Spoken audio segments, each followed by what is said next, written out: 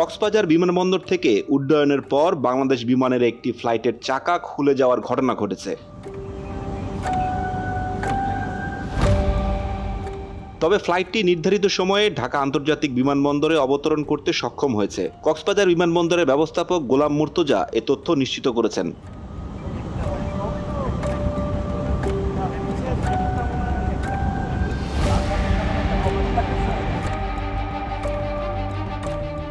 তিনি জানান, বিমানের BG436 ফ্লাইটটি কক্সবাজার বিমানবন্দর থেকে দুপুর 1টা 21 মিনিটে আকাশে ওড়ার পর পেছনের একটি চাকা খুলে নিচে পড়ে যায়। ফ্লাইটটি দুপুর 2টা 21 মিনিটে ঢাকা বিমানবন্দরে নিরাপদে অবতরণ করেছে। ওই ফ্লাইটে শিশুসহ মোট 71 জন যাত্রী ছিল।